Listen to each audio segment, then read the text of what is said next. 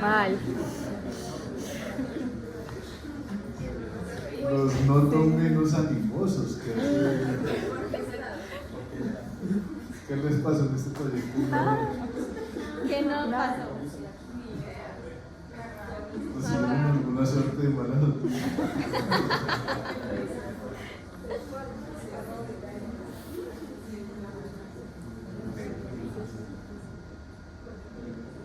Yo sigo sin entender qué fue lo tan malo que pasó.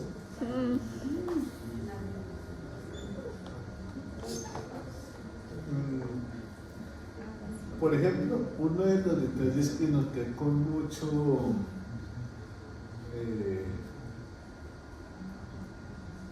quebranto fue lo de líquidos y electrolitos.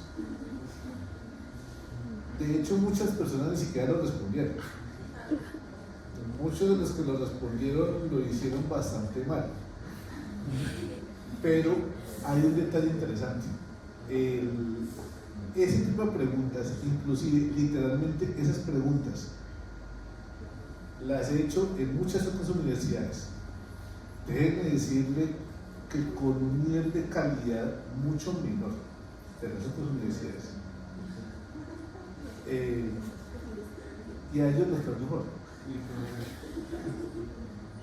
Entonces, siendo el mismo video, siendo el mismo profesor, siendo el mismo taller y literalmente siendo las mismas preguntas, pues digamos que esos factores de confusión estuvieron regulados. ¿Qué otro factor distinto a eso puede haber estado ahí influyendo? No lo sé, no lo sé. Eventualmente valdría la pena analizar. Daniel, ¿qué creo?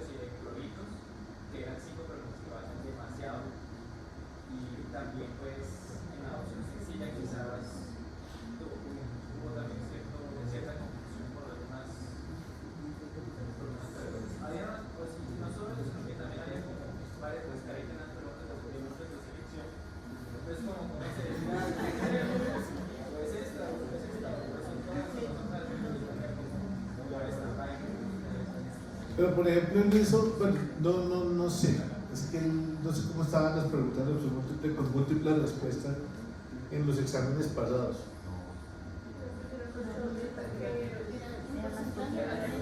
Eran más poquitos. 20, creo que eran. Eran 20. ¿Quieres drogar?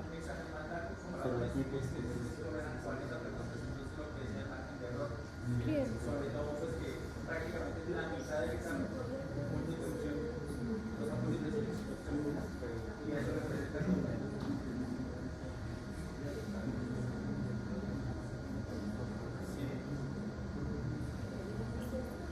Puede ser.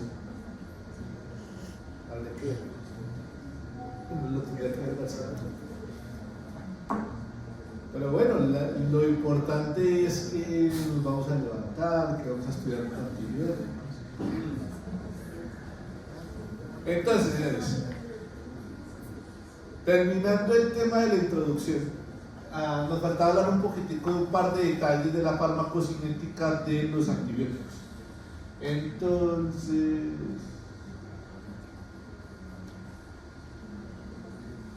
en principio recordan ustedes ese tipo de gráficas que vieron con García que hicieron ustedes también en el taller de farmacocinética.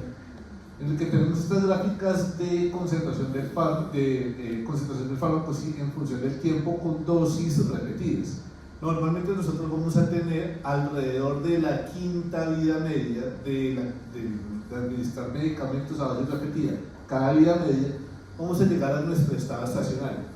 Aquí es importante tener en cuenta que estas líneas que tenemos acá, que son las de la concentración mínima tóxica y la concentración mínima efectiva, esta concentración mínima efectiva que nosotros normalmente utilizamos en el cálculo farmacocinético del índice terapéutico, de la ventana terapéutica, acá se corresponde con la concentración mínima inhibitoria. Recuerdan ustedes que la concentración mínima inhibitoria en microbiología es el fármaco, la concentración mínima del fármaco que inhibe el crecimiento de las bacterias. Esa para nosotros va a ser nuestra concentración mínima efectiva. ¿Qué significa esa vuelta? Que a mí me interesa mantener concentraciones plasmáticas por encima de esa concentración mínima efectiva o concentración mínima inhibitoria, pero que no llegue tan alto a que el medicamento se me vuelva tóxico. Esa básicamente va a ser mi ventana terapéutica. Nosotros hablamos de medicamentos que son tiempo dependientes, como en el caso de los beta-lactámicos, macrólidos, de las glicosamidas y de las oxazolidinonas, como aquellos medicamentos que a mí me interesa mantener la concentración plasmática del medicamento en esta ventana terapéutica, es decir, mantener la concentración del fármaco en sangre por encima de la concentración mínima inhibitoria por largos periodos. Porque, por ejemplo, una de las características que tenemos con los betalactámicos es que los betalactámicos, su función consiste en inhibir a las PBPs, especialmente las PBPs de bajo peso molecular, los low molecular weight penicillin binding protein, que lo que hacen es mantener los procesos de remodelación y reciclaje de la pared.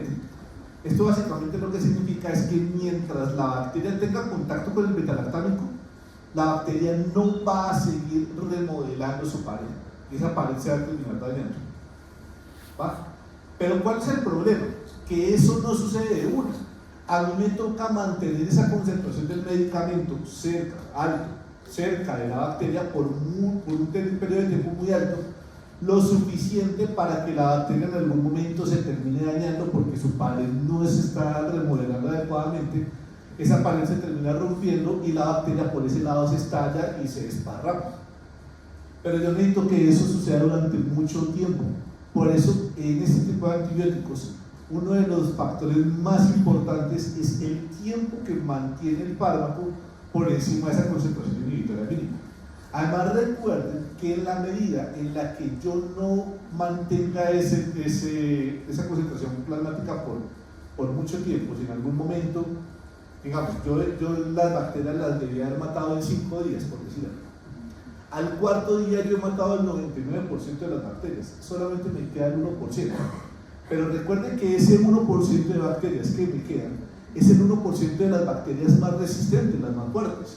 Al final, las que se mueren al principio son las más bonitas de todas, pero son las que se mantienen hasta el final, las bacterias que son más fuertes.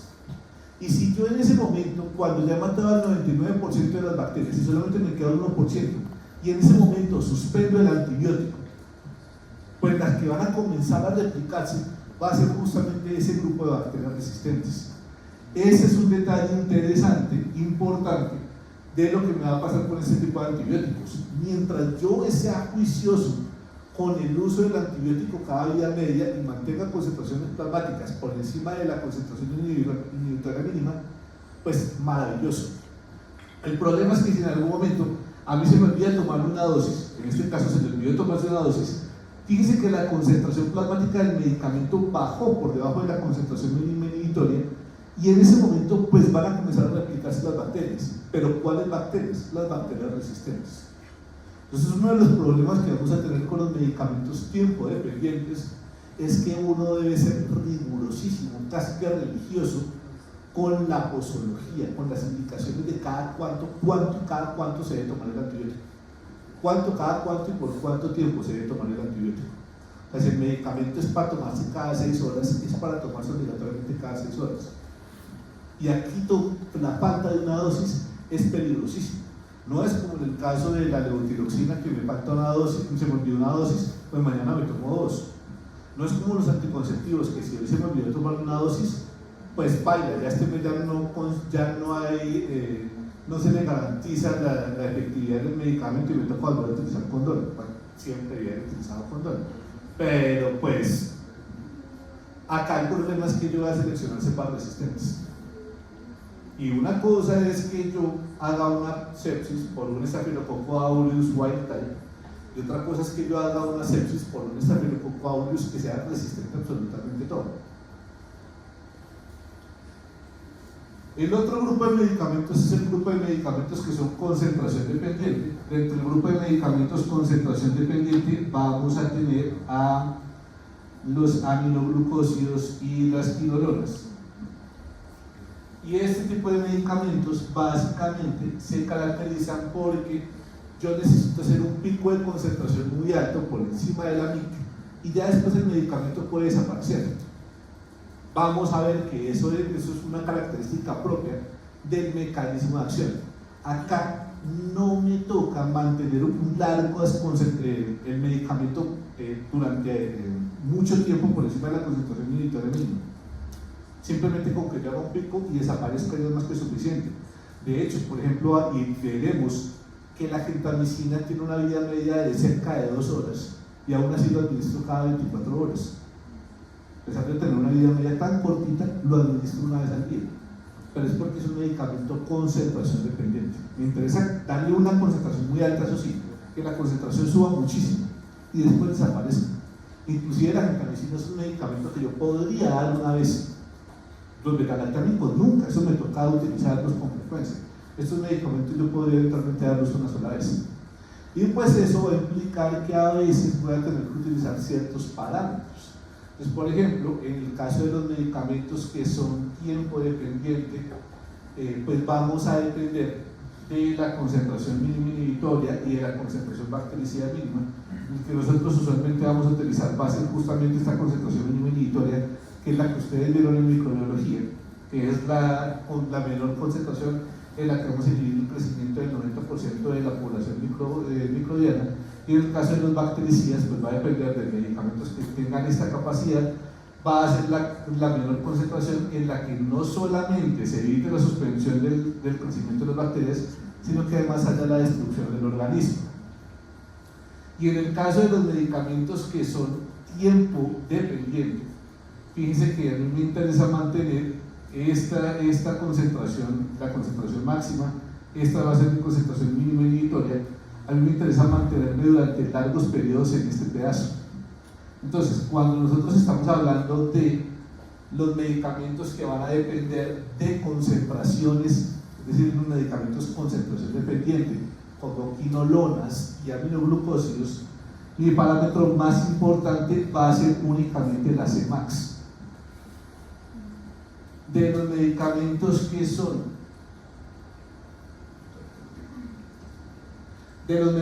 que son tiempo dependiente, a mí no me interesa la Cmax, a mí me interesa es cuánto tiempo de esta cosa acá, cuánto tiempo está el medicamento por encima de la concentración mínima inhibitoria. Entonces, en el caso de los que son concentración dependiente, me interesa la Cmax. ¿Qué tanto está la Cmax por encima de la MIC? En el caso de los que son tiempo dependiente, a mí lo que me interesa es cuánto tiempo está por encima de la MIC. Y hay un grupo particular de antibióticos que van a depender de ambos factores, del tiempo que permanece por encima de la MIC y de la concentración que permanece por encima de la MIC. Toda vez que esa concentración no tiene que ser lo suficientemente alta para estar por encima de la MIC, pero no muy alta porque entonces ya se vuelve tóxico. Y es lo que me va a pasar con los medicamentos que dependen del área bajo la curva. Este caso particularmente es muy importante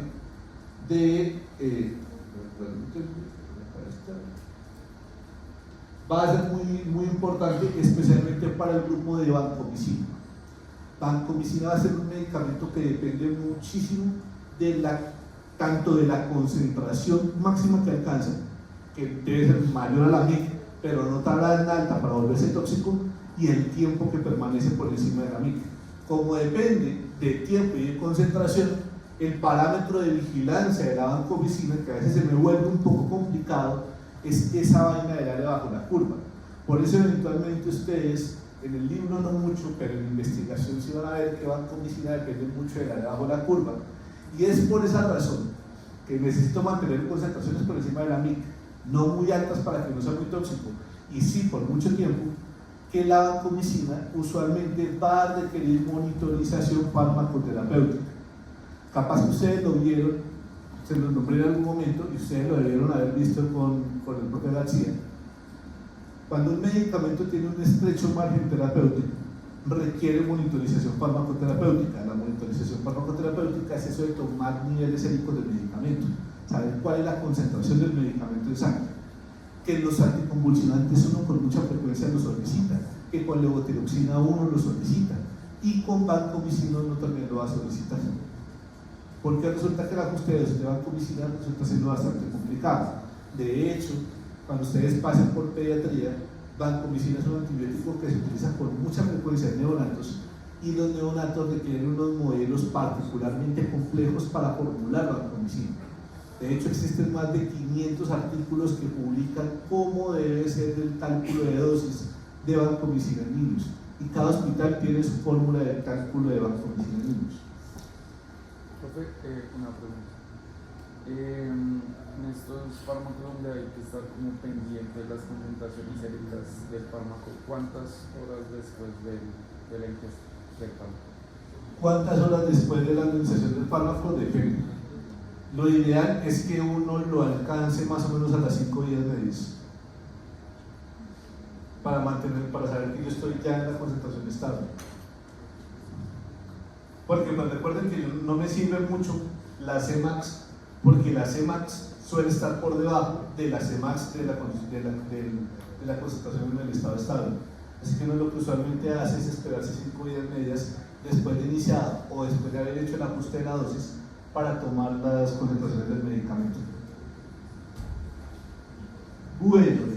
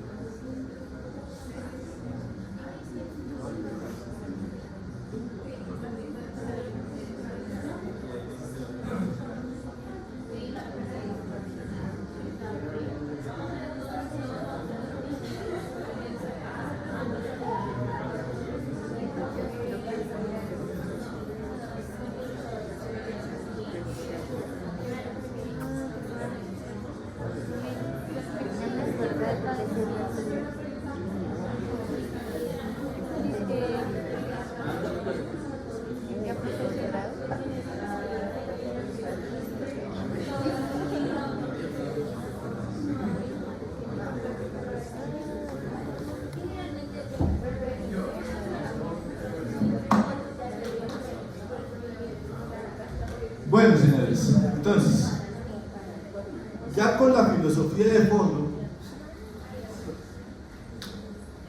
vamos a hablar ahora sí de medicamentos de verdad.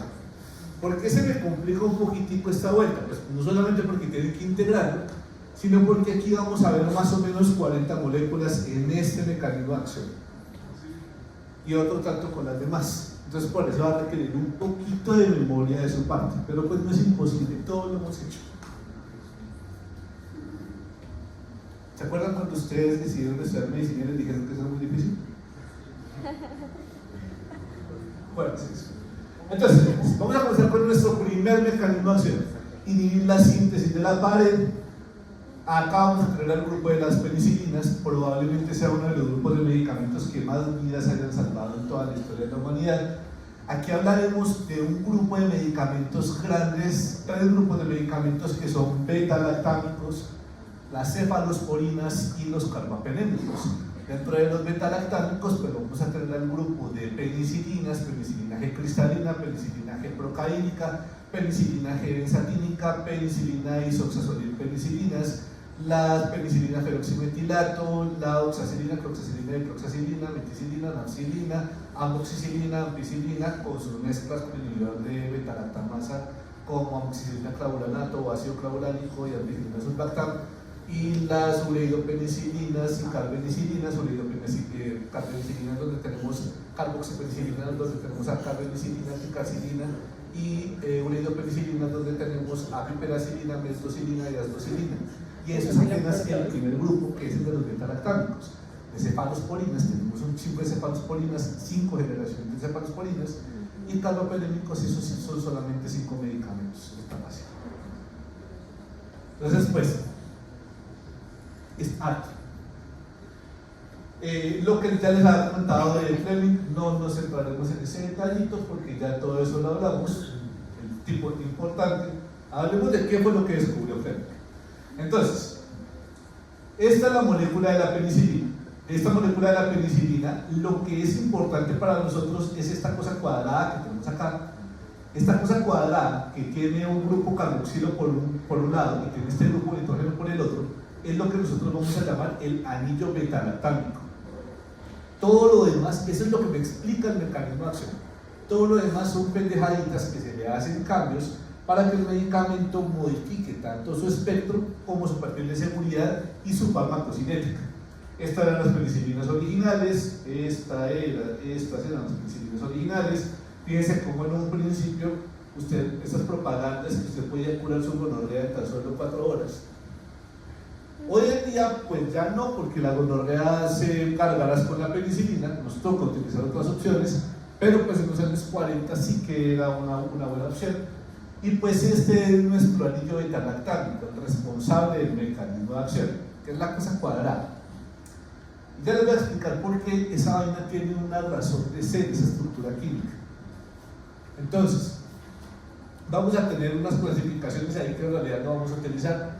Las penicilinas que son naturales, que son las que se obtienen a partir de los cultivos de penicilio, y las semisintéticas, que son algunas de las que vamos a utilizar actualmente, casi todas las que no son propiamente la penicilina, que son básicamente las modificaciones de la penicilina tradicional, se le hacen modificaciones para que cambie su espectro y sus características físico-químicas que van a explicar cambios en su farmacocinética.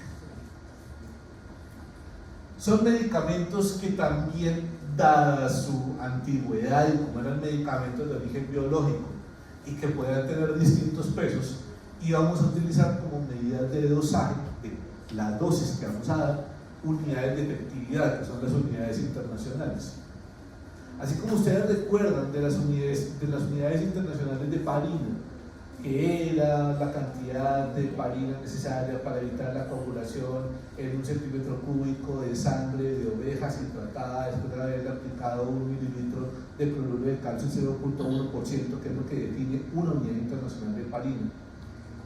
O la de insulina, que es la cantidad de insulina necesaria para disminuir la glucemia de un conejo en ayunas a 45 miligramos sobre decilitro, que es la definición de una unidad internacional de insulina.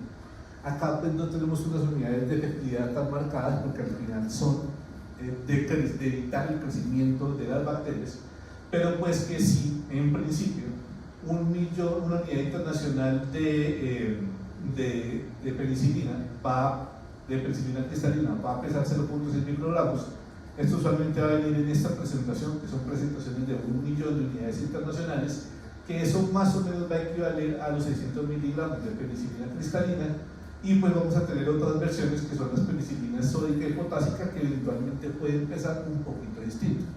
Pero en lo que respecta a esas penicilinas naturales, las originales, vamos a hablar en unidades internacionales, usualmente en millones de unidades internacionales, que son las penicilinas originales, esa penicilina G cristalina y la penicilina G procaínica y penicilina G benzatínica.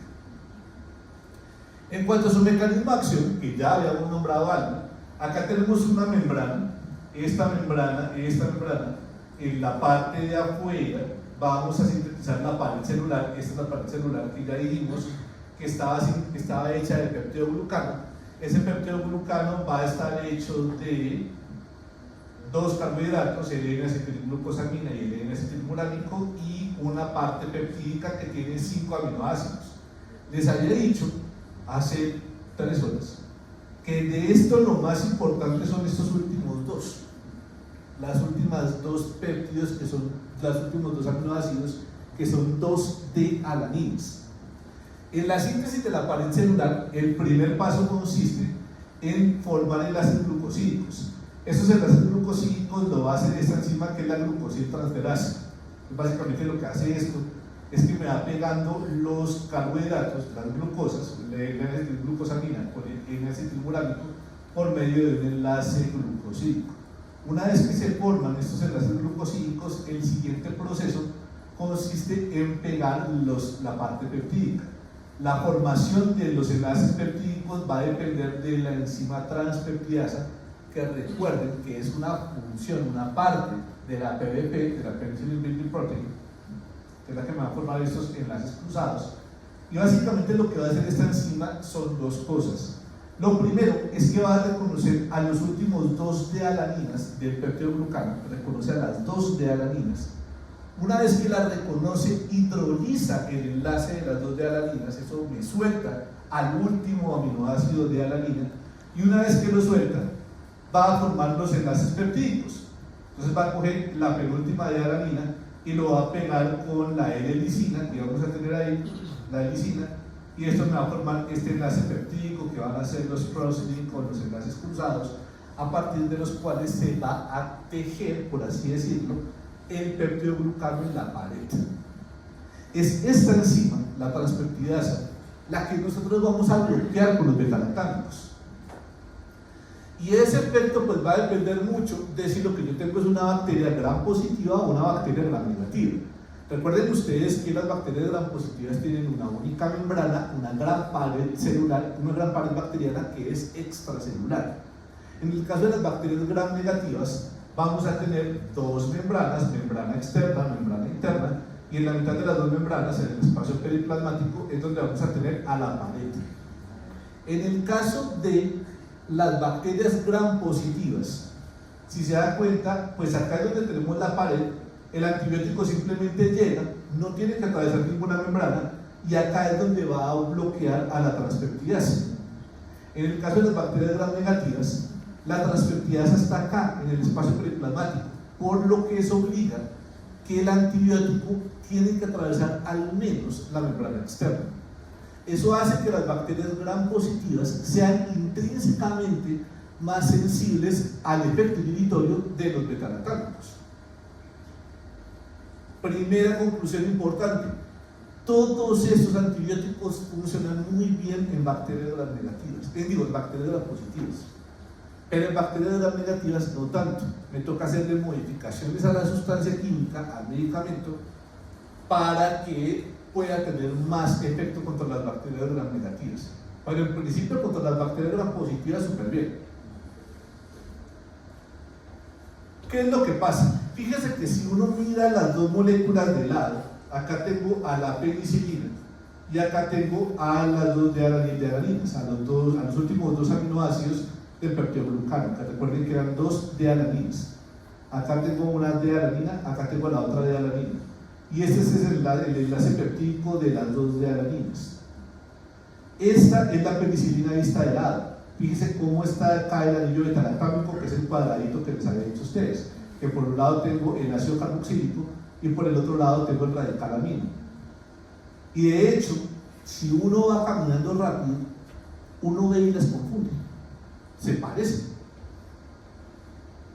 Pues a la PVP le pasa exactamente lo mismo.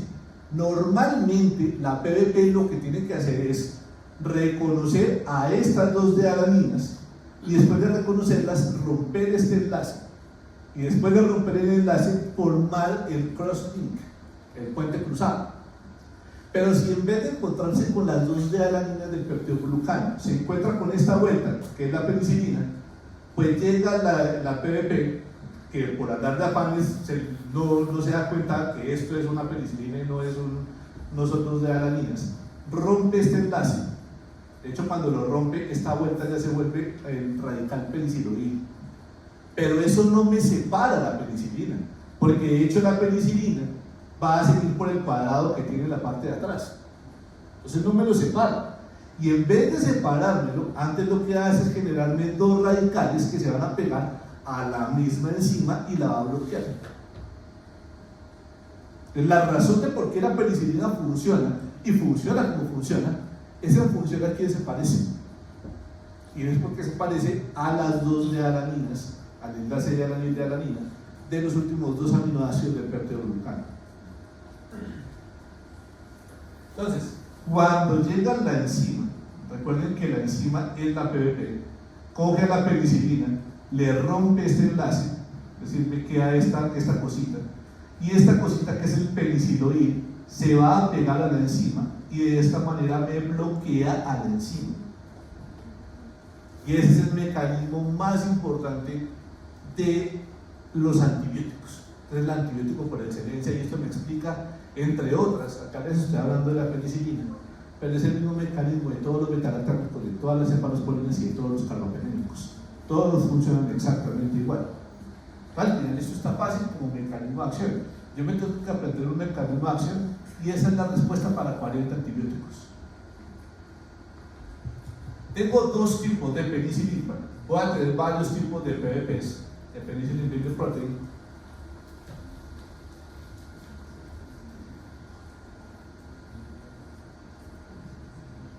En principio todas las bacterias suelen tener de las dos, las de alto peso molecular, la high molecular weight penicillin binding protein, y las de bajo peso molecular, las low molecular weight penicillin binding proteins. Las de alto peso molecular suelen ser intrínsecamente resistentes al efecto inhibitorio de los beta-lactámicos y es el que se va a encargar de la formación de pared nueva. En cambio, las de bajo peso molecular, que suelen ser más sensibles al efecto de los beta-lactámicos, son los que se van a encargar de mantenimiento, remodelación y reciclaje del peptidoglucano. Las bacterias suelen tener de los dos, pero es las de bajo peso molecular las que son más afectadas por el antibiótico. Entenderá que eventualmente uno de los mecanismos de resistencia que una bacteria puede desarrollar es aumentar la producción de high molecular weight penicillin binding protein, aumentar la cantidad de PVP de alto peso molecular que es intrínsecamente resistente a las penicilinas, al efecto inhibitorio de las penicilinas. Al final, lo que va a hacer la PVP es fíjense que hay entre sus subdominios alfa beta y el subdominio todo alfa, vamos a tener una serie de residuos de serina, que es en donde se va a pegar el enlace de alanina y donde se van a formar los enlaces cruzados. Es justamente en este pedazo, en estas serinas, que se tienen que asilar para ser activadas, en donde va a funcionar mi penicilina. Mi penicilina se va a pegar a las serinas y eso hace que estas serinas ya no se puedan asilar. Y si no se pueden asilar, esta enzima ya no puede ser activada. Y por lo tanto la penicilina va a quedar así bloqueada para toda la vida, en principio. El mecanismo de acción es sencillo. Lo que se me comienza a complicar un poquitico van a ser los mecanismos de resistencia. Es con la resistencia donde comenzamos a tener muchos problemas, donde suelen estar las preguntas difíciles de los exámenes. Porque por mecanismo de acción es una bobada. Entonces, mecanismos de resistencia. Una posibilidad es la incapacidad de la penetración del antibiótico, pero recuerden que esa incapacidad de la penetración no tendría por qué afectarme a las bacterias gram positivas. Esto es un mecanismo típico de bacterias gram negativas. ¿Por qué no afecta a las bacterias gram positivas? Porque, insisto, la PBP en las bacterias gram positivas está por fuera de la bacteria. En cambio, las bacterias gram negativas están en el espacio periplasmático. Alterar la penetración me va a afectar es únicamente a las bacterias gram negativas. Por eso entonces vamos a tener que me va a afectar la capacidad de atravesar la membrana externa en bacterias gram negativas. Esto, por ejemplo, suele ser un mecanismo súper importante en pseudomonas. Pseudomonas, dentro de su mecanismo de resistencia para volverse una multidrogoresistente, hace que su membrana se vuelva completamente lisa. Desaparecen las polinas, es una membrana externa lisa como una bola de billar, y eso hace que nada pueda entrar. Y si nada entra, lo único que tengo por fuera es membrana celular, pues muy difícil la voy a lograr matar. Por eso me hace muy fácil la resistencia. Algunas bacterias me pueden hacer bombas de flujo, pero recuerden que las bombas de flujo también actuarían únicamente en bacterias gram negativas. Y esto sería, por ejemplo, el caso de algunas bacterias como pseudomonas, como Escherichia coli o Neisseria gonorrhoeae, que me pueden producir bombas que me expulsen los beta-lactámicos. En el caso de las bacterias que me generan infecciones asociadas a dispositivos médicos, que son las que me van a producir los biofilms, como en el caso de los catéteres centrales, en el caso de las válvulas protésicas, muchas veces lo que me van a producir es también una alteración en la entrada, porque los biofilms suelen ser muy lipofílicos, suelen ser grasas. Y recuerden que este grupo de antibióticos son todos muy hidrosolubles. Entonces el medicamento es hidrosoluble y la capa protectora que hacen las bacterias, todas se reúnen, las bacterias se reúnen y cada una pone un pedazo de plata, hacen una vaca para producir una capa de grasa. Pues los medicamentos hidrosolubles ya no pueden entrar, y acá estos medicamentos son hidrosolubles. Tengo la posibilidad de producir estos dos, la producción de beta-lactamasas y la producción de PBP de baja afinidad, como la de alto peso molecular, o algunas PBPs que son intrínsecamente resistentes al efecto inhibitorio de los beta-lactámicos, como la PBP2A. Pero hablando específicamente de las beta-lactamasas, básicamente lo que hace una beta-lactamasa es, si se dan cuenta ustedes acá, me va a romper el enlace peptídico en un sitio distinto, el enlace peptídico no, me va a romper al beta-lactámico en un sitio distinto, lo que hace que este beta-lactámico de acá ya no se pueda pegar a la PBP. Esto ya no funciona, y ese es el efecto de una beta-lactamasa. Las beta-lactamasas cogen el anillo beta-lactámico, lo rompen en un sitio distinto para que ya no funcione. Y esa producción de beta-lactamasas me va a formar esta cosa que se llama el ácido peniciloico, que es distinto al peniciloid. Este es el distinto. El peniciloid al final es el que se pega a la PBP. Este ácido peniciloico ya no se pega a nada. Estas beta-lactamasas pueden tener espectro de penicilinasa, es decir, únicamente se pegan las penicilinas y me las destruyen. Pueden ser cefalosporinasas, es decir, que únicamente se pegan a las cefalosporinas y me las destruyen. O pueden ser beta-lactamasas de espectro ampliado, de espectro extendido, que básicamente son beta-lactamasas que me cubren a beta-lactámicos y cefalosporinas. Acá yo tengo químicamente tres familias. Acuérdense que la familia mecanismo de acción es inhibidor de síntesis de Paneth. Dentro de esta familia mecanismo de acción yo tengo tres familias químicas: beta-lactámicos, cefalosporinas y carbapenémicos. El primero que apareció fueron los beta-lactámicos, la penicilina. Pero como les dije a ustedes, las bacterias rápidamente hicieron resistencia. Uno de los mecanismos que se desarrollaron para vencer esa resistencia fue cambiar la estructura química del anillo beta-lactámico por una estructura química un poquito distinta, aunque hace exactamente lo mismo, que se llama el anillo cefalosporínico. Claro, como las bacterias se vuelven resistentes a la penicilina, pues yo ya no les meto penicilina, sino que les meto cefalosporina y las sigo destruyendo. Pero las bacterias no son bobas, entonces las bacterias con el tiempo desarrollaron mecanismos de resistencia a las cefalosporinas. Entonces los humanos, que son un poquito menos bobos que las bacterias, dijeron, bacteria mala, tú que desarrollaste beta-lactamasas y desarrollaste cefalosporinasas, decir, ya no puedo utilizar contigo ni beta-lactámicos ni cefalosporinas, pues yo desarrollo una molécula distinta, un pelín distinto. Ya no es el anillo beta-lactámico ni el anillo cefalosporínico, sino que ahora se llama el anillo carbapenémico. Y ese anillo carbapenémico va a ser intrínsecamente resistente a las resistencias de cefalosporinas y a las resistencias de beta-lactámicos. Entonces es como lo más top que nosotros tenemos de este mecanismo de acción para matar bacterias. Pero pues tenemos el problema que las bacterias han estado desarrollando carbapenemasas, es decir, enzimas que son capaces de destruir a los carbapenémicos. Vale aclarar que las carbapenemasas son muy pros, esos son geniales. Si son capaces de destruir a un carbapenémico, pues les queda facilísimo destruir a una cefalosporina y a un beta-lactámico. Intrínsecamente, las bacterias productoras de carbapenemasas van a ser resistentes a carbapenémicos, cefalosporinas y beta-lactámicos. ¿Está?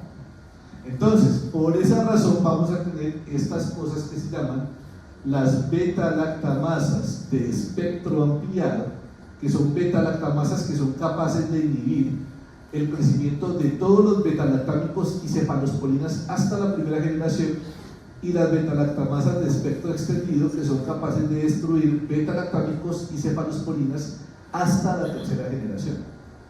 Las de espectro ampliado a veces las utilizan, a veces no, es una clasificación rara, pero las de espectro extendido sí, las leen, que son beta-lactamasas de la clasificación Ambler 2B, que ya vamos a ver, la clasificación de mineral, eso hace que las cosas se compliquen todavía más. Pero lo que les digo es que las beta-lactamasas de espectro extendido me bloquean, me destruyen beta-lactámicos y cefalosporinas hasta la tercera generación. Las de espectro ampliado, las BLEA, me incluyen beta-lactámicos y cefalosporinas hasta la primera generación. Es decir, que si yo me encuentro una bacteria que dentro de su perfil de resistencia sea resistente a todos los beta-lactámicos y a cefalosporinas de primera generación, pues yo probablemente esté hablando de una bacteria productora de BLEA, de beta-lactamasa de espectro ampliado. Si yo veo que mi bacteria me es resistente a beta-lactámicos y cefalosporinas hasta la tercera generación, yo podría decir que me estoy enfrentando a una bacteria productora de BLEA, beta-lactamasa de espectro extendido.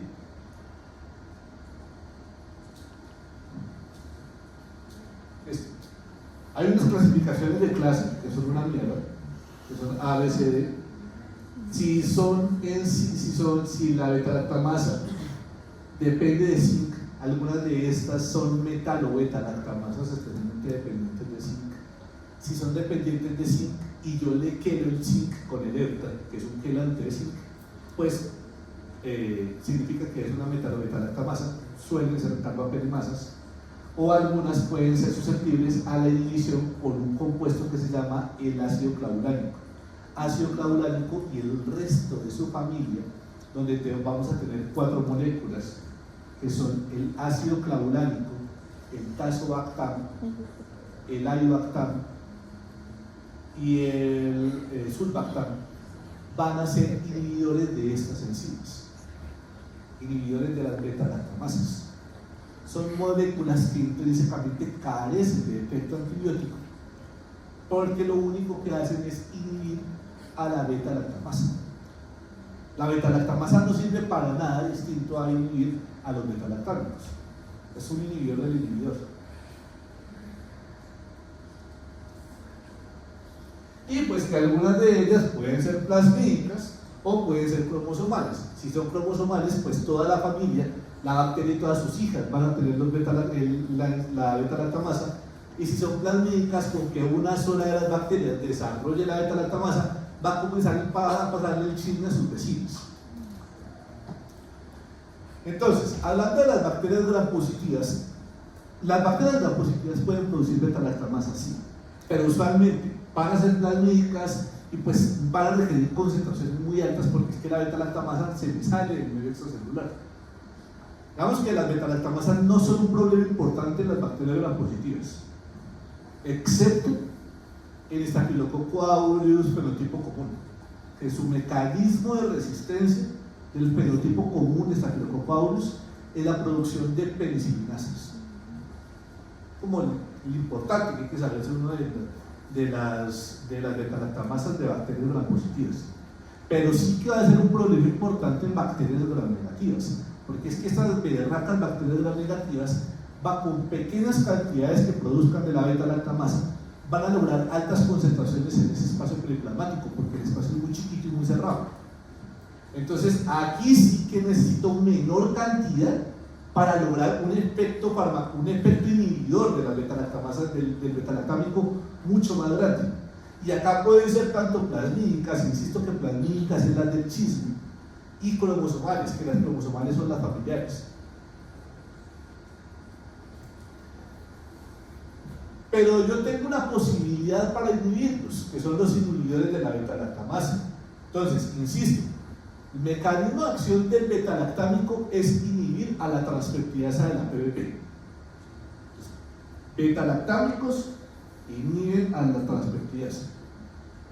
Pero las bacterias desarrollaron múltiples mecanismos de resistencia. Uno de los mecanismos de resistencia fue la producción de beta-lactamasas. ¿Qué hace la beta-lactamasa? Destruye el beta-lactámico antes que tenga contacto con la PBP, formando una cosa que se llama el ácido penicilónico, que no sirve para un carajo. Y los humanos, ¿qué hicieron? Como mecanismo de resistir a esa resistencia, desarrollaron unos medicamentos que son inhibidores de la beta-lactamasa. Estos medicamentos inhibidores de la beta-lactamasa, que ya se los había nombrado, tenemos al ácido clavulánico y a las sulfonas, donde tenemos a sulbactam, tazobactam y avibactam. No tienen efecto antibiótico, esta vaina no sirve para un carajo, solo no sirve para nada. Lo que van a hacer es inhibir a la beta-lactamasa. Algunos de ellos los puedo administrar por vía oral, como por ejemplo el ácido clavulánico y algunas presentaciones del sulbactam. Pero por ejemplo, avibactam y tazobactam tienen que ir intravenosos obligatoriamente. Este es el perfil farmacocinético de esos inhibidores de la beta-lactamasa. Entonces recuerden que por vía oral puedo dar al ácido clavulánico y el sulbactam. El sulbactam también lo puedo dar intramuscular o intravenoso, y el tazobactam también lo puedo dar intramuscular o intravenoso, y el avibactam también lo puedo dar intramuscular o intravenoso. Esos no los tengo acá. Se caracterizan usualmente porque son medicamentos que tienen una, obviamente pues los que son intravenosos van a tener 100% de disponibilidad, los que son por vía oral van a tener una disponibilidad más o menos buena. Vamos a tener unas concentraciones máximas que son más demoradas en los medicamentos que van intramusculares. Tenemos una relativamente baja unión de proteínas plasmáticas, un relativamente bajo volumen de distribución. Recuerden que son medicamentos hidrosolubles. Vamos a tener un clearance que está alrededor de los 2.3 mililitros por metro cuadrado de superficie aérea corporal por minuto, y el principal ruta de eliminación va a ser la vía urinaria. Se suelen eliminar por vía urinaria sin cambios, por un problemita: sus vías medias. Acá solemos tener unas vías medias bastante cortas. En general suele pasar por todos los beta-lactámicos.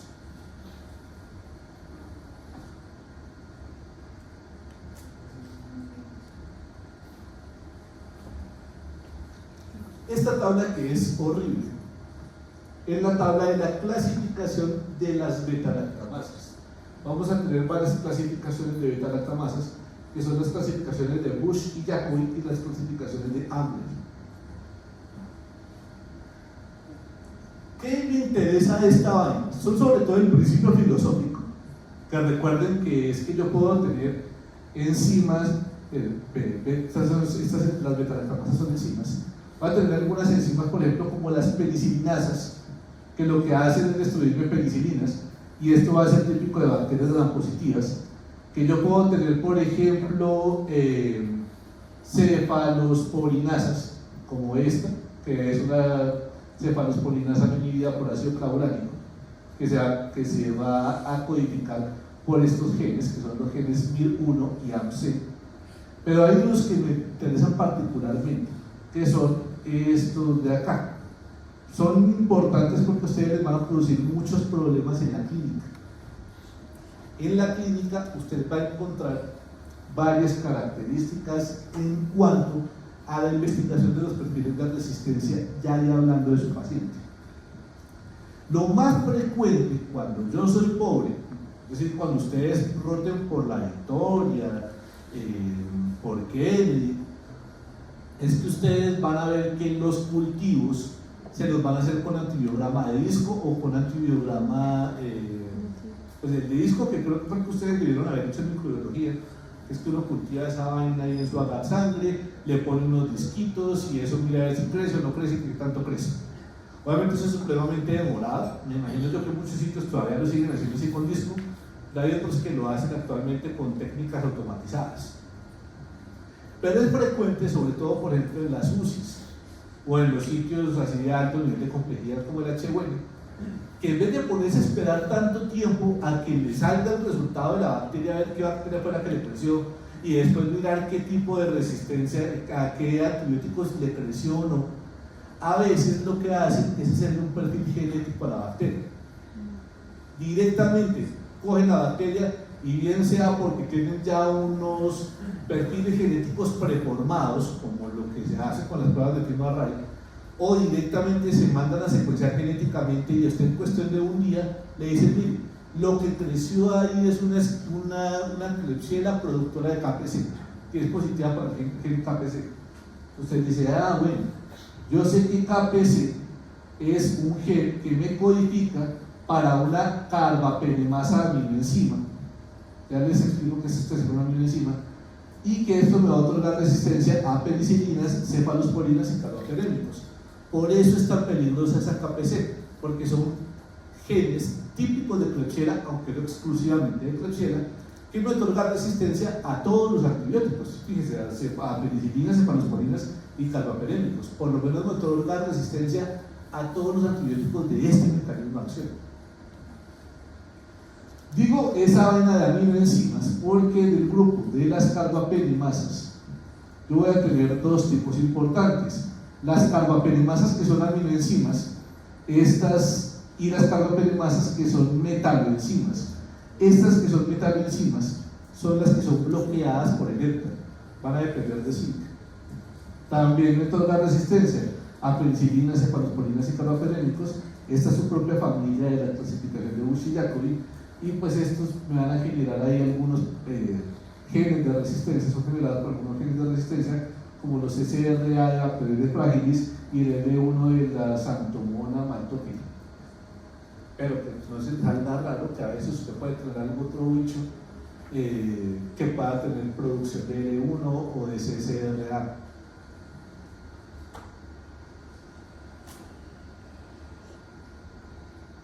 Genes de resistencia a mí que me interesen acá y que si les voy a preguntar, les preguntaré solamente por dos. Y los considero los más importantes porque son, creo que, los que andan circulando más acá en Bogotá. Por lo menos en Clínica Colombia tenemos muchos problemas con estos dos, con KPC y con AMC. AMC, que es para una cefalosporinasa de este grupo de Bush-Jacobi 1, que son cefalosporinasas no inhibidas por el ácido clavulánico, así que aquí ya no me sirve utilizar el ácido clavulánico cuando tengo una bacteria productora de AMC. Y en el caso de KPC, que es una carbapenemasa del tipo aminoenzima que me genera resistencia a todos los inhibidores de síntesis de Paret.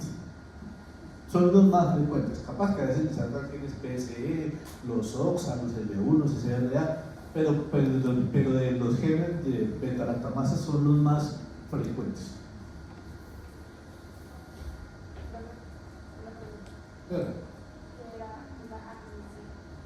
Una aminoenzima es una enzima que es completamente proteica, no depende de metales. Las que son metaloenzimas dependen de zinc. Y la diferencia es que las que son dependientes de zinc se bloquean con ERTA. Clínicamente no tiene ninguna importancia, pero pues el laboratorio sí le dice que, por ejemplo, si le puso ERTA, le dice, mire, una vez que se le puso ERTA, la bacteria dejó de crecer, la bacteria se volvió sensible. Después usted ya dice, listo, si le puse ERTA y la bacteria se volvió sensible, significa que era una metaloenzima.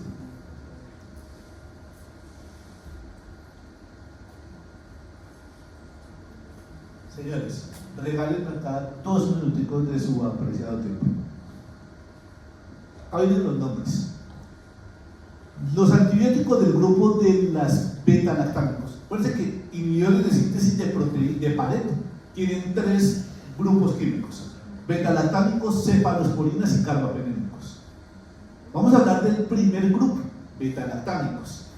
Este primer grupo de beta-lactámicos va a tener 4 subfamilias, por así decirlo, que son el grupo de la familia de las penicilinas, directamente las que desarrolló Fleming, de las penicilinas resistentes a la penicilina Staphylococcus aureus, las aminopenicilinas y las penicilinas antiseudomonas.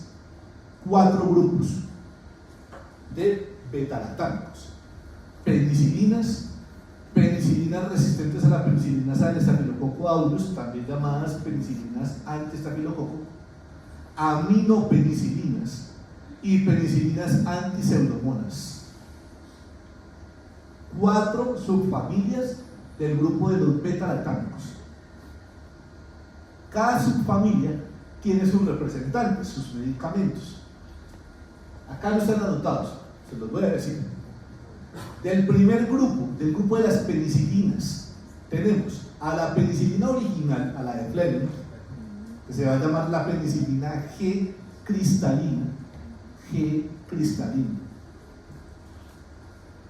es la que vamos a poner intravenosa, y las 2 intramusculares, que son la penicilina G benzatina, con B de burro y Z de zorro, y la penicilina G procaína, penicilina G benzatina y penicilina G procaína. Y otra penicilina, que es la que va a ir por vía oral, a la que vamos a llamar la penicilina V. O si quieren sonar ustedes más rimbombantes, las llamamos penicilinas peroximetilato. A mi manera de ver, me gusta más llamarlas penicilina peroximetilato. Es que acá en Colombia la gente se confunde con las V's. A veces uno les dice V y escriben la U y la D. Entonces, del grupo de las penicilinas son 4 medicamentos: penicilina G cristalina, penicilina G benzatina, penicilina G procaína y penicilina V o fenoximetilato. Primer grupo de la primera subfamilia de los beta-lactámicos. Listo. Siguiente. Las penicilinas anti-estafilococo o penicilinas resistentes a la penicilina del Staphylococcus aureus. Son 2 y una familia: meticilina, nafcilina, y la familia se llama isoxazolilpenicilinas, que incluye meticilina,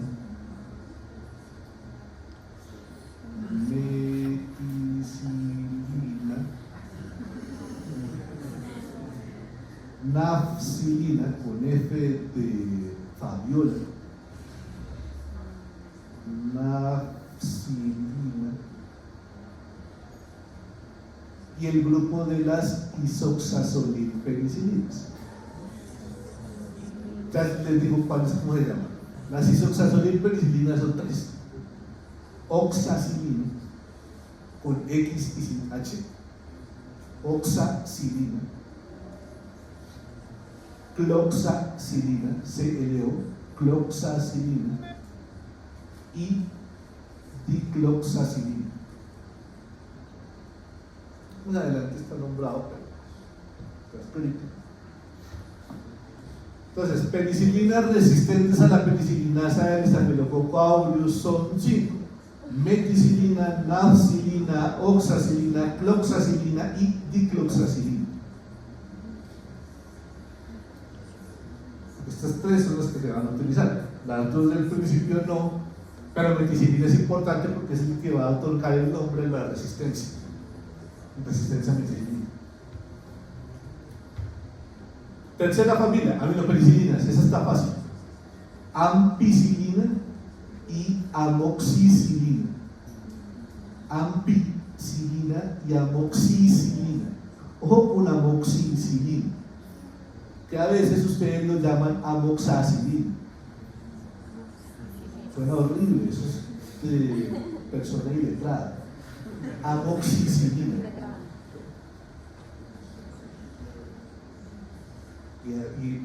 Para practicar la pronunciación de los medicamentos, no solamente sabérselo, es saber escribirlo y saber pronunciarlo. Sí me queda un poquito difícil a mí, por fuera de los seminarios, evaluar si usted pronuncia bien el medicamento. Pero ya vimos que tanto en parciales escritos en computador como en parciales a mano no es tan difícil preguntar, por lo menos como lo escribo. Ahí les boto el dato. Entonces, ampicilina y amoxicilina. Está fácil. Grupo 3. Grupo 4. Penicilinas antiseudomonas. Tienen dos subfamilias. El grupo de las carboxipenicilinas, que son dos, carbenicilina y ticaxilina. ¿Sí están ahí anotados? Carboxipenicilinas son dos, carbenicilina y ticaxilina. Y el grupo de las ureidopenicilinas, que son tres. Ureidopenicilinas son tres: meslocilina, aslocilina y piperacilina.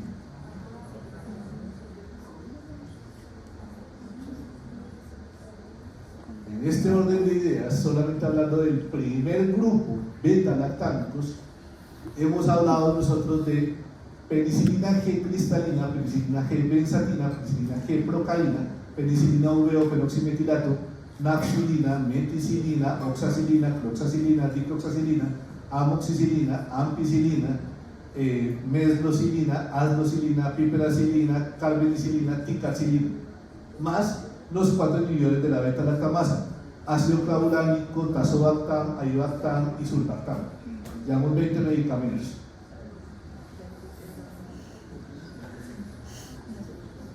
Entre medicamentos en los que hemos hablado, inclusive el mecanismo de acción.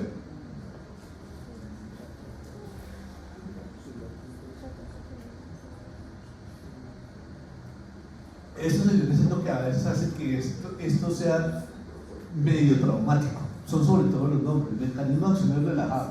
La farmacocinética, pues uno se centra en las generalidades, el problema son los nombres. Y aquí es donde yo les recomiendo que ustedes optimicen sus tiempos de estudio y su forma de estudio.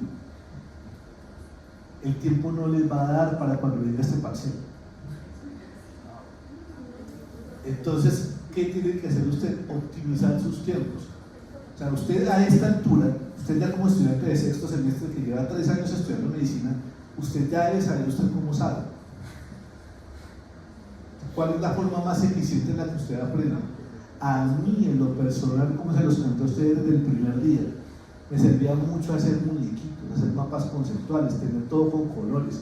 Yo era súper fan de los esteros de colorcitos y yo andaba con unas hojitas en las que ponía todos los nombres de los medicamentos ahí organizados por colores, y todavía me lo sé, haciéndome la imagen mental de los colores que estaba utilizando en esa época. Y en el bus uno aprovecha los tiempos en el bus para estudiar. Uno aprovecha ahí recién se despierte, lo primero que hacía era coger mi hojita para estudiar. Uno de mis mejores amigos, la cosa de antibióticos, lo había hecho en una cartulina y lo tenía pegado en el techo. Y era lo primero que veía al despertarse y lo último que veía al acostarse. Usted tiene que buscar su forma de optimizarlo, porque este parcial que se nos viene dentro de 2 semanas, 3 semanas.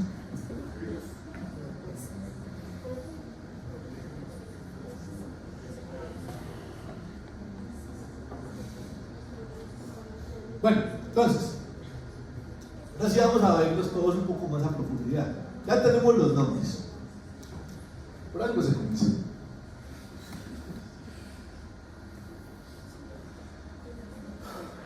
Primer grupo: penicilina G y penicilina V. El grupo de las penicilinas de Fleming, las originales.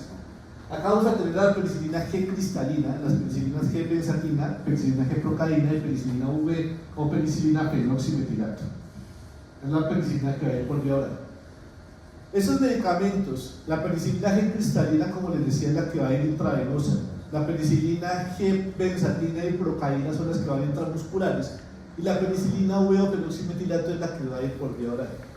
Esa penicilina por vía oral, en realidad, su utilidad clínica es muy bajita. De todos modos, en Colombia sigue teniendo registros sanitarios y se sigue comercializando. ¿Para qué? No tengo ni idea, pero se sigue comercializando. Las que nosotros más vamos a utilizar van a ser la penicilina G cristalina y la penicilina G benzatina. Estoy convencido además que muchos de ustedes alguna vez les han puesto penicilina G benzatina. Manejo en primera línea de sífilis. Lo chistoso es que ustedes les han puesto penicilina G benzatina y que hay varias caras. Sí. Después dije que era para sífilis y ahí sí que al final de la vida debe haber por lo menos escrito un libro, por lo menos haber sembrado un árbol y por lo menos haber tenido una ITS. Si es sífilis es algo fácilmente controlar, más fácil de controlar con hepatitis.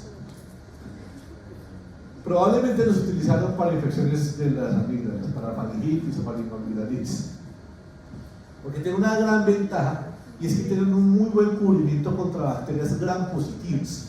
Son antibióticos muy buenos contra bacterias gram positivas. Y cuando nosotros tenemos amigdalitis o faringitis, que capaz que usted puede tener una faringitis por una Neisseria gonorrhoeae, puede ser una posibilidad. Lo más frecuente es que sea por un estreptococo. Y la necesidad del manejo de las infecciones por estreptococo en la garganta no es per se solamente darle el antibiótico, sino evitar las complicaciones reumáticas. Por eso cuando utilizamos antibióticos para el manejo de las faringitis, necesitamos antibióticos que logren una erradicación completa del Streptococcus pyogenes para evitar las complicaciones reumáticas de la infección. Yo lo puedo hacer con antibióticos, por supuesto que sí, con otro tipo de antibióticos orales. El problema de otros antibióticos orales, como por ejemplo utilizar amoxicilina, que sí que yo puedo utilizar amoxicilina para una faringitis bacteriana. El problema es que como son medicamentos tiempo dependiente, yo necesito mantener las concentraciones plasmáticas por encima de la MIC por largos periodos. Si usted no se toma el antibiótico completo o no se lo toma con juicio en los horarios, el problema es que al final yo voy a seleccionar cepas resistentes de estreptococo en la garganta. ¿Qué ventaja tiene la penicilina benzatínica, la intramuscular? Duele como un berraco, eso sí, pero tiene una gran ventaja.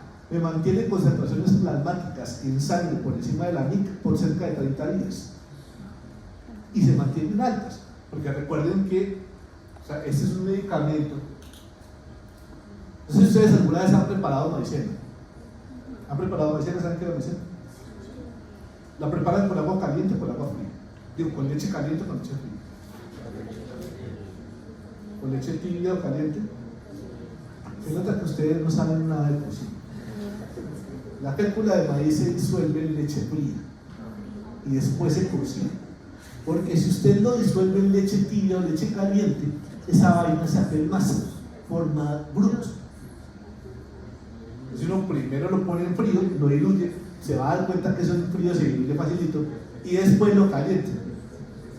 La penicilina le pasa algo parecido, porque yo no lo puedo poner caliente. Pero resulta que la penicilina viene en un vial, eso es un frasco, con un liofilizado. Un liofilizado es un medicamento en polvo. Liofilizado es como el café instantáneo. Eso es un liofilizado. Entonces la penicilina viene en un liofilizado, viene en un frasquito con un polvito.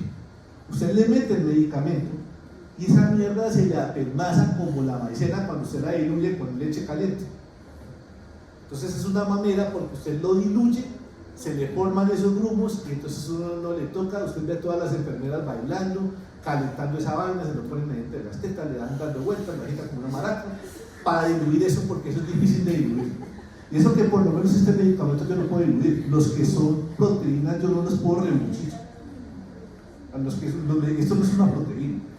Los medicamentos proteicos, como por ejemplo pasa con los anticuerpos monoclonales, con el suelo antiofídico, El suero antiofídico es una manera, y yo sí que me volví experto en el Guaviare, me tocaba al menos una vez a la semana utilizar suero antiofídico.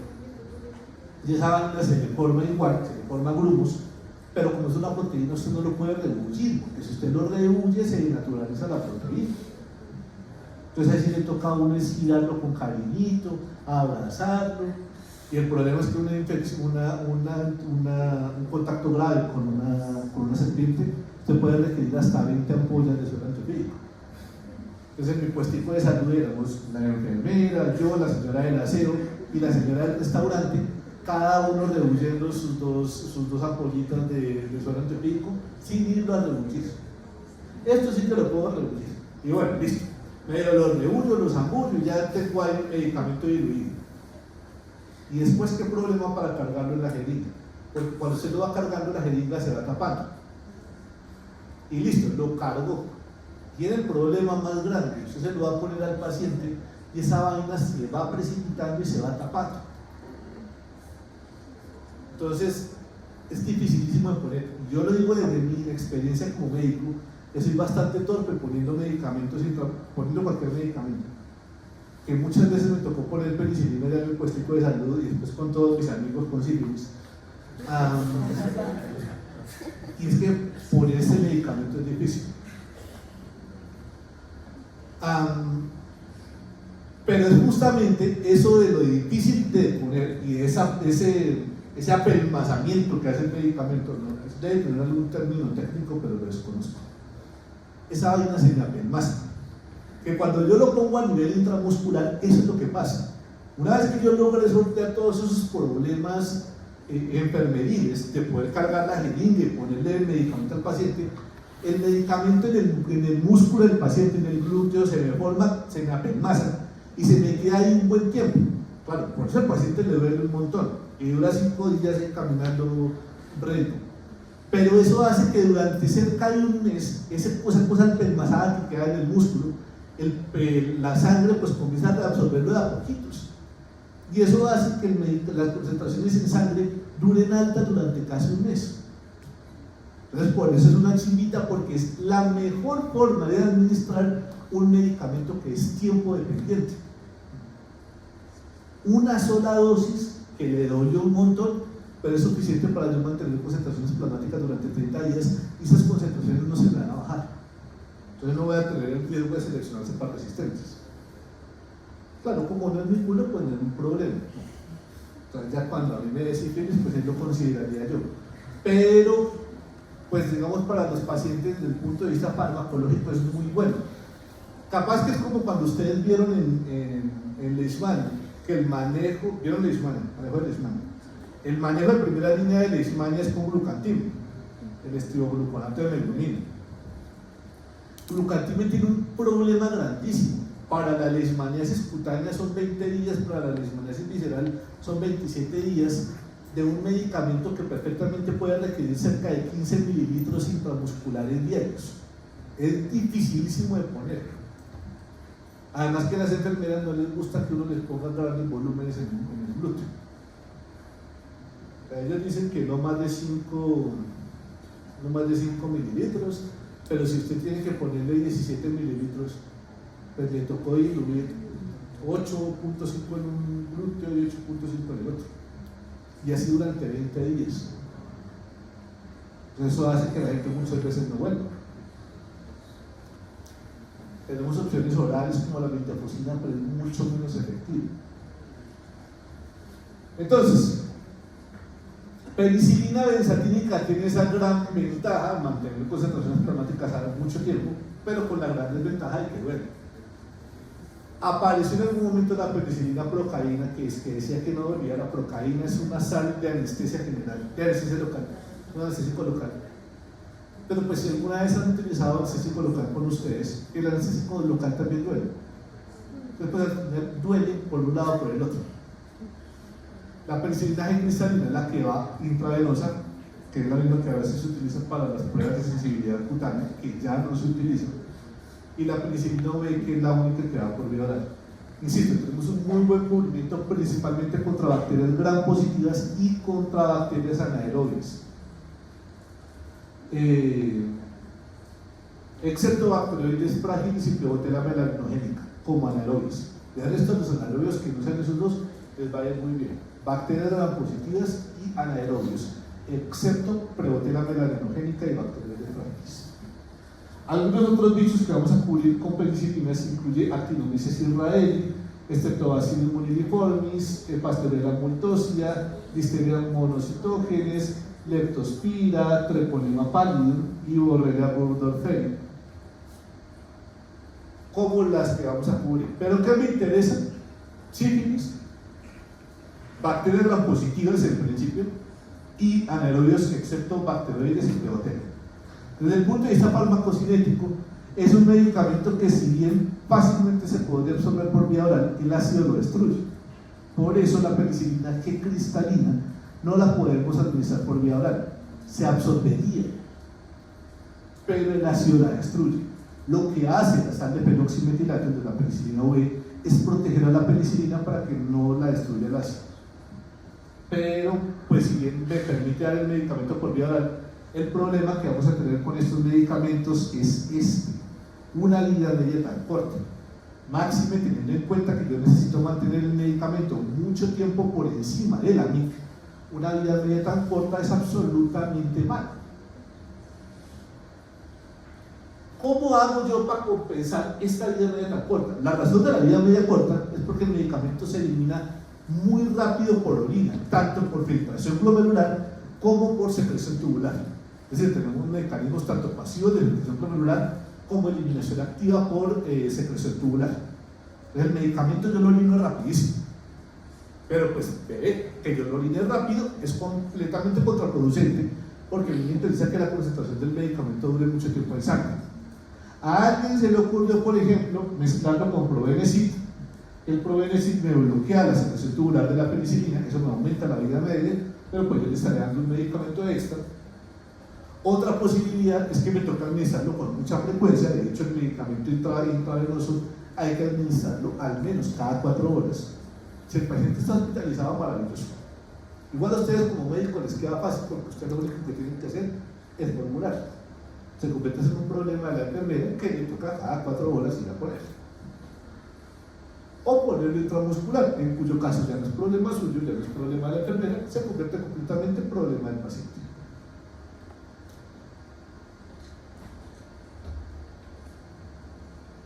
Tenemos bajos volúmenes de distribución, está alrededor de 0.36 litros por kilogramo. Insisto, es un medicamento muy hidrosoluble. Tenemos una de las proteínas plasmáticas, olvídelo de alta, alrededor del 60%. Eso no es ni alto ni bajito, es una unión de proteínas plasmáticas ahí medio intermedio.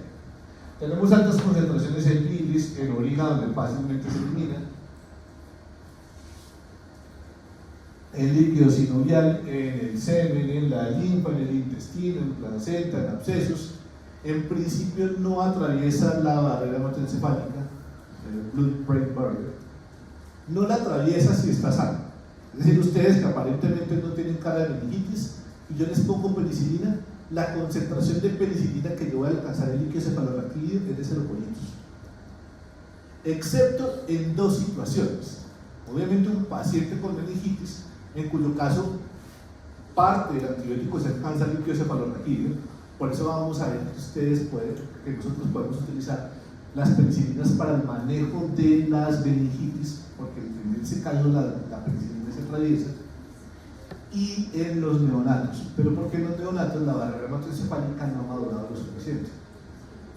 Por eso a veces los neonatos les da por convulsionar cuando les ponen los penicilinas. Claro, entienda usted que es un paciente con meningitis y yo le pongo penicilina. La penicilina puede llegar al líquido cefalorraquídeo y eventualmente puede convulsionar. Pero pues hombre, tiene meningitis. Si no convulsiona por la meningitis, puede convulsionar por la penicilina. En los niños, pues sí puede convulsionar directamente por culpa de la penicilina. Hace parte de uno de los efectos adversos potencialmente graves que tiene la penicilina. Una de las grandes ventajas que tienen este mecanismo de acción, los inhibidores de síntesis de pared, es que son medicamentos muy seguros. Fíjese que el riesgo de convulsionar de la neurotoxicidad es muy bajito. Sucede o en sujetos con meningitis o en niños. puede generar algo de nefritis intersticial, pero eso requiere usualmente dosis muy altas. Y puede generar algo de hematotoxicidad, pero es más raro que un perracuadros. En general se pueden presentar 3 efectos adversos, pero son rarísimos. El efecto adverso más frecuente y que se va a presentar con todos los antibióticos son las disbiosis. Como esta vaina le comienza a usted a matar ciertas bacterias, sobre todo las positivas, pues eso le va a generar mayor crecimiento de bacterias gram negativas en el intestino o en la vagina, y pues eso le puede producir diarreas y vaginosis. Pero pues eso nos va a pasar con todos los antibióticos. Todos los antibióticos van a generar modificaciones en la flora bacteriana. Y el otro problema que se puede presentar hasta en el 10% de los pacientes son las alergias. Entonces, este grupo de antibióticos los vamos a utilizar con frecuencia para infecciones por estreptococo neumónico, cuando es sensible. En infecciones por neumococo, ustedes no van a ver que se utilicen penicilinas en infecciones por neumococo en adultos. Toda vez que asumimos que todo sujeto adulto, aunque tenga una neumonía adquirida en comunidad por estreptococo neumoniae, y que en principio estreptococo neumoniae debería ser sensible a la penicilina, lo cierto es que no lo es. Por tanto tiempo, o sea, nosotros llevamos 100 años expuestos a la penicilina, pues eso hace que fácilmente estreptococo neumoniae sea resistente a la penicilina. Pero ustedes van a ver que a veces en pediatría sí se utilizan penicilinas para el manejo de neumonías, porque los niños pues usualmente no han sido tan tolerados con antibióticos. El meningitis por neumococo, desde que sea sensible en otras infecciones por estreptococo, como en el caso de la faringitis estreptocócica o de la escarlatina, como habíamos medio considerado en el tercer caso inicial, aunque vamos a estar considerando más Staphylococcus aureus, y recuerden que el Staphylococcus aureus son menos del 5% va a ser sensible a la penicilina. O sea, molecularmente que sí podría funcionar, pero epidemiológicamente no me sirve. En el choque tóxico estreptocócico, en la fascitis necrotizante, en neumonías, artritis o meningitis o endocarditis por otro tipo de estreptococos, en infecciones por anaerobios, excepto que sean bacteroides fragilis o prebotela melanogénica, entonces infecciones por meningococo, en sífilis, donde todavía sigue siendo manejo de primera línea. En el caso particular de la sífilis, hay que tener en cuenta particularmente esta vaina que se llama la reacción de Hardy-Herxheimer, que consiste básicamente en que el paciente se empeora después de la aplicación de la penicilina. Usted tiene un paciente con sífilis, en el estadio que sea, usted le pone la penicilina y el paciente en los primeros días o semanas comienza a empeorar clínicamente, comienza a hacer escalofríos, fiebre, cefalea, dolores musculares, dolores articulares, y si tiene lesiones cutáneas suelen empeorar. Pero eso que el paciente empeora es bueno, porque cuando el paciente empeora, básicamente lo que significa es que las espiroquetas, las bacterias están muriendo y están liberando sus toxinas, por eso el paciente se empeora. Pero pues es cuestión un poquito de estar pendiente que eso puede llegar a pasar, que si el paciente usted le pone penicilina por la sífilis y a los 2 días le consulta porque se siente terriblemente mal, pues usted se pone contento porque eso significa que le está funcionando. No le pasa a todo el mundo, también es importante tener en cuenta, porque es que a veces uno llega y le advierte al paciente, le dice: mire, le va a poner medicamento para la sífilis, es frecuente que usted en los primeros días sienta dolor de cabeza, mareo, fiebre, artralgias, mialgias, empeoramiento de las lesiones cutáneas. Y entonces el paciente se pone el medicamento y no sintió nada de eso, entonces dices que el medicamento me lo pusieron mal, no me funcionó. Pero pues no necesariamente le va a pasar a todo el mundo igual. En actinomicosis, difteria, carbuncle, infecciones por Clostridium, en gingivitis por Leprotrichia buccalis, en fiebre por mordedura de rata de Streptobacillus moniliformis, en la listeriosis, en la enfermedad de Lyme por Borrelia burgdorferi, en la infección por mordedura de gato por Pasteurella multosia y en profilaxis. Si se da cuenta, tenemos un chingo de posibilidades. Suele ser un medicamento que se utiliza mucho como coterapia, es decir, junto con otros antibióticos, para el manejo de las mordeduras. En las mordeduras el problema es que tenemos muchas bacterias anaerobias.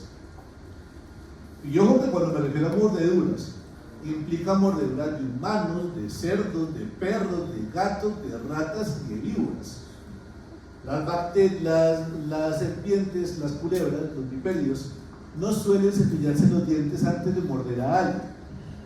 Entonces uno a veces cuando llega el paciente con un accidente ortopédico, uno lo que primero que piensa es en el suelo ortopédico, y uno pendiente del suelo ortopédico y se le olvida el leve detalle de las infecciones. Entonces después a los 2 días el paciente está con ese brazo vuelto mierda y usted creyendo que es que no le puso la suficiente dosis del suelo ortopédico, cuando mentiras que es lo que hizo fue una infección. El grupo de las penicilinas resistentes a la penicilinasa del Staphylococcus aureus, que es el grupo de las penicilinas resistentes de las penicilinas anti-estafilococo. Recuerden ustedes que estas son meticilina, naxilina y el grupo de las isoxazolinpenicilinas, oxacilina, cloxacilina y dicloxacilina. ¿Qué pasa con estos medicamentos acá? Pues resulta que, como les dije a ustedes, en un principio, si bien casi todo Staphylococcus aureus era pan sensible, ahorita que sea pan sensible es menos del 5% de Staphylococcus aureus. Casi todos los Staphylococcus aureus desarrollaron penicilinasas. Entonces, por allá temprano, por allá en los años 60, desarrollaron un grupo de antibióticos que fueran resistentes a la penicilinasa del Staphylococcus aureus, que son estos. Son medicamentos útiles en infecciones por bacterias gram positivas, especialmente Staphylococcus aureus, desde que no sean resistentes a meticilina. Estas son las isoxazolilpenicilinas, que son las 3: oxacilina, cloxacilina y dicloxacilina.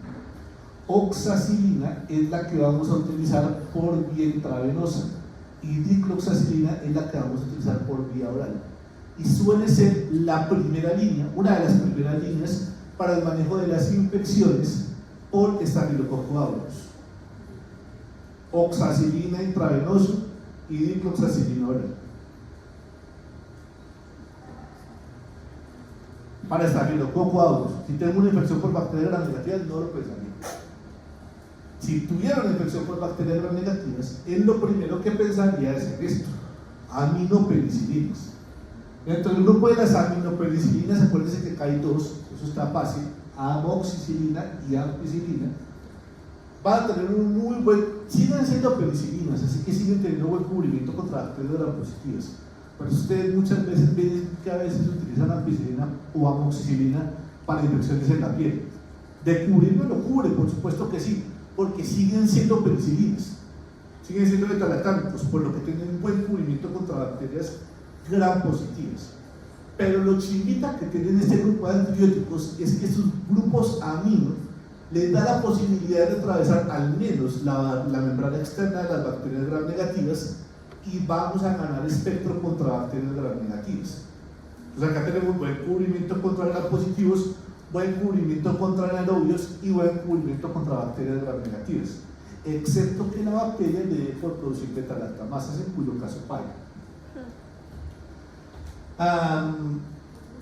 Estas suelen ser, por ejemplo, un manejo frecuente para las infecciones de la vía respiratoria: sinusitis, otitis, faringitis, bronquitis o neumonías, porque fíjense que me cubre gram positivos como Streptococcus pneumoniae y me incluye bacterias gram negativas como Haemophilus, Moraxella o Klebsiella. Entonces, para una infección respiratoria pues le va súper bien. De hecho, van a ver ustedes ahí que en el manejo de primera línea en el PROA, que el manejo de primera línea en neumonía adquirida en comunidad, que no esté grave, que no tenga criterios de hospitalización, es poner la amoxicilina. Por eso usted ya está cubriendo gram positivos y cubriendo gram negativos. Vamos a tener acá algunas bacterias que son, en principio, fácilmente, no intrínsecamente, pero fácilmente resistentes a las aminopenicilinas, como la Escherichia coli, el grupo de las Klebsiellas, el grupo de Proteus y el grupo de Bacteroides, y alguna sensibilidad intermedia con hemófilos. Fíjense, todas ellas gram negativas. Este tipo de potenciales resistencias suelen ser por producción de beta-lactamasas.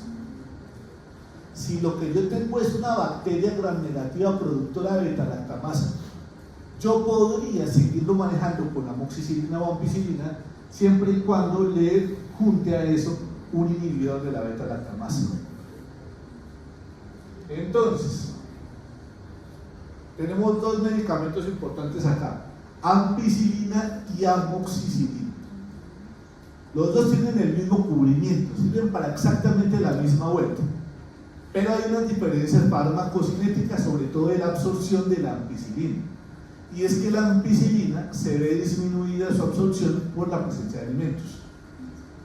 Cada uno de esos medicamentos toca administrarlo cada 6 a 8 horas. Es decir, toca tomarlo 4 veces al día o 3 veces al día. Tanto amoxicilina como la ampicilina. Con el problema que la ampicilina, si me lo tomo cerca de los alimentos, es decir, una hora, menos de una hora antes de la comida o en las primeras 4 horas después de una comida, pues el medicamento se va a disminuir su absorción. ¿Y esto es bueno o es malo? Que el medicamento no se absorba, ¿es bueno o es malo? Depende. ¿Malo por qué? Pues malo pues porque no se absorbe, entonces pues valiente maricada, pero todo no funciona. Pero ¿dónde se le queda? Si yo tengo una infección gastrointestinal, pues a mí me gustaría que no se absorbiera, que se quedara en el tracto gastrointestinal. De ahí que si a mí me interesa que el medicamento se absorba y que no le importe si me lo absorbo, si me lo como con alimentos o sin alimentos, yo puedo tomar amoxicilina, que no sea afectado por los alimentos. Pero si yo lo que tengo es una infección gastrointestinal, además recuerden que muchas de las infecciones gastrointestinales son por bacterias negativas como Salmonella, Shigella o Escherichia, que de las cubren las aminopenicilinas, pues ampicilina sería una de las mejores opciones. Ampicilina oral si quiero que se me quede en el intestino, amoxicilina oral si quiero que se absorba. Ahora bien,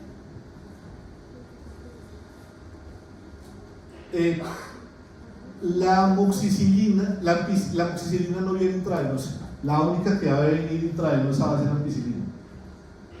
Entonces, si yo tengo que utilizar un medicamento intravenoso, o utilizo ampicilina, que es lo que yo tengo intravenoso. Listo. Ya intravenoso, pues me evito los problemas de absorción, porque ese problema de absorción lo solucioné con una aguja. Con una ventaja que tiene la ampicilina cuando se pone intravenosa, y es que suele mantener concentraciones en sangre más altas que las de la amoxicilina, porque la ampicilina suele tener circulación interhepática.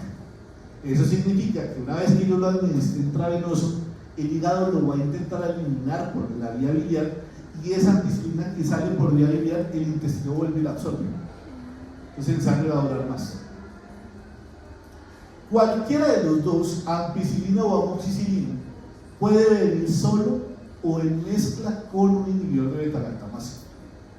En el caso de la amoxicilina, va a venir mezclado con ácido clavulánico, cuyo nombre comercial muy famoso es el Clavurin, que es amoxicilina con ácido clavulánico o amoxicilina clavulanato.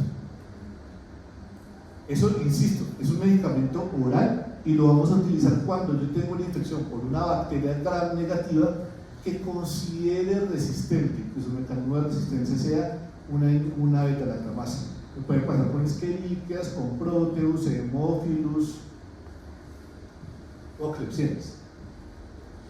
Ampicilina la tengo intravenosa sola, ampicilina sola, o ampicilina en mezcla con sulbactam, que es el que vamos a utilizar, insisto, también para cuando yo tengo resistencias, pero que van a ir por vía, que tengo que administrarlo por vía intravenosa. Existe una presentación de ampicilina en mezcla con sulbactam oral. Se suele utilizar, y ustedes lo van a ver mucho en el HWM, y se los van a preguntar, estoy seguro. Cuando yo tengo un paciente, por ejemplo, con una neumonía, lo tengo hospitalizado y lo tengo con ampicilina sulbactam, ya el paciente no está grave, ya mejoraron los parámetros, el mundo bajó, la frecuencia respiratoria le mejoró, los gases arteriales están una chimba, ya el paciente está bien, pero todavía le falta terminar el esquema antibiótico. Hasta ahora llevamos 4 días y son 7.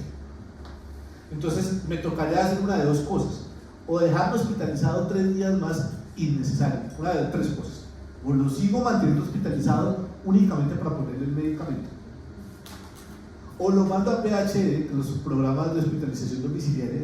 No sé si el HWN lo tenga, pero existen muchas EPS, tienen servicio de de hospitalización domiciliaria, ese simplemente por terminar el esquema antibiótico a un paciente, pues lo sacan para la casa y más bien mandan a una enfermera con cada 6 horas o cada 8 horas o cada 12 horas a que le ponga el medicamento, o se lo cambiamos a vía oral. La ampicilina sulbactam tiene un profármaco que se llama sultamicilina, que en realidad es la ampicilina y el sulbactam los dos pegados. Cuando el paciente se lo toma, el hígado lo intenta destruir y lo divide en los dos grupos. El hígado absorbe ampicilina sulbactam y una vez que el hígado lo coge, lo parte por la mitad y lo manda a la sangre en forma de ampicilina y de sulbactam. Es una opción oral de ampicilina sulbactam.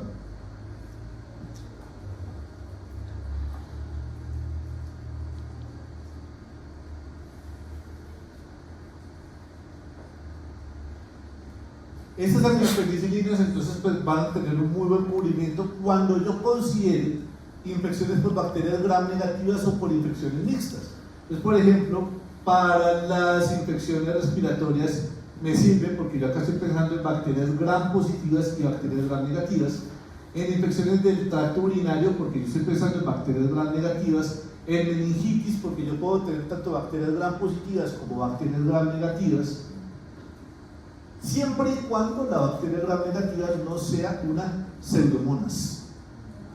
Porque aminopenicilinas, aunque estén con el inhibidor de la beta-lactamasa, no me van a incluir a pseudomonas.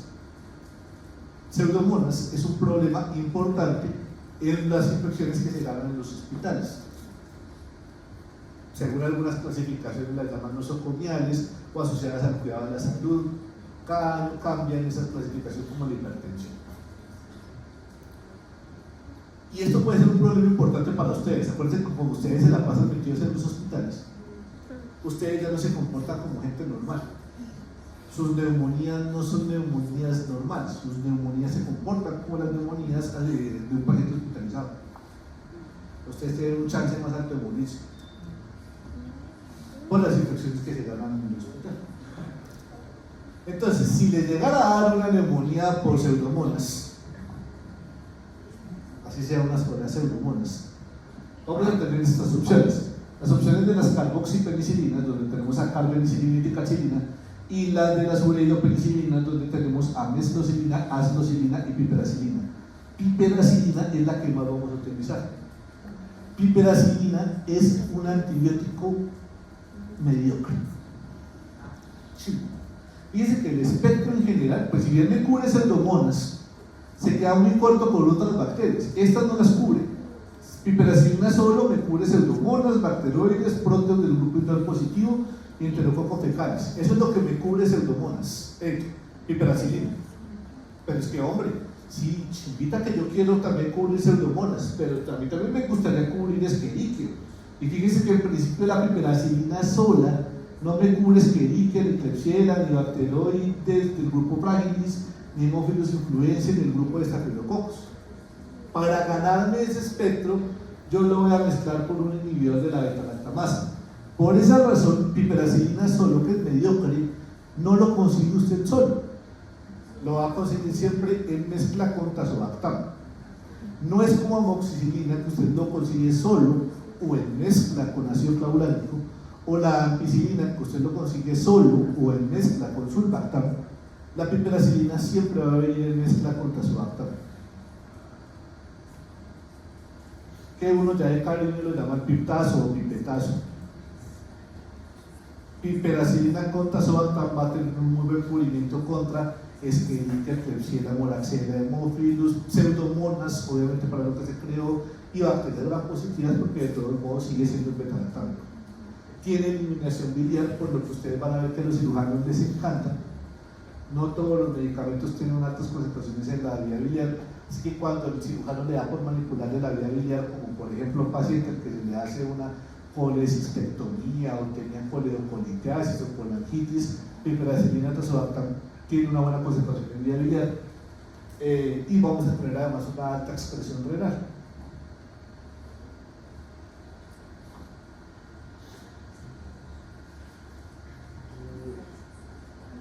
El principal problema de las penicilinas son las alergias. Se pueden presentar hasta el 10% de los pacientes. Los alérgenos más frecuentes son tanto la fracción peniciloil como la penicilina y el penicilinato. En la mayoría de los pacientes, estas reacciones alérgicas cutáneas no pasan de una pincha erupción maculopapular, un simple rash y ya. Pero eventualmente en algunos pacientes pueden ser cosas un poco más graves, como urticarias, fiebres, broncoespasmos, vasculitis, enfermedad del suero, Steven Johnson y anafilaxis. La gente a veces se muere de las alergias a la penicilina. Antiguamente, para saber si una persona era alérgica a la penicilina o no, lo que uno hacía era hacerle una prueba de sensibilidad cutánea. Entonces se cogía y se le aplicaban 10.000 unidades internacionales de penicilina G cristalina subcutánea y uno veía qué le pasaba. ¿Qué pasaba? Los pacientes que eran verdaderamente alérgicos, los que hacían Steven Johnson, los que hacían enfermedad del suelo, los que hacían broncoespasmo o anafilaxia, los que son alérgicos de verdad para ellos, aún con esa pequeña cantidad de penicilina hacen la reacción alérgica grave. Entonces lo que dijeron fue, pues marica, si con poquito lo hacen, pues yo no había hecho mucho, pero eso sí lo tengo que vigilar. Por eso estos medicamentos ya no se deberían administrar en las droguerías. Antiguamente quienes hacían las pruebas de sensibilidad cutánea eran las droguerías, pero pues entenderá que una droguería cómo va a manejar el broncoespasmo. Entonces para eso lo que hacemos actualmente es que el medicamento se le pone en el servicio de urgencias o en un servicio de administración de medicamentos donde haya un médico que sepa manejar esto. Por fortuna, si usted se le presenta, por ejemplo, un Steven Johnson, usted lo va a manejar. Si su paciente hace un broncoespasmo, usted lo va a saber manejar. Si su paciente hace una anafilaxia, pues usted lo sabrá manejar. Le pone adrenalina, ya conoce las dosis, le pone la adrenalina, le pone el glucocorticoides, sin regla. Pero pues porque ustedes lo saben manejar. La gente de las droguerías normalmente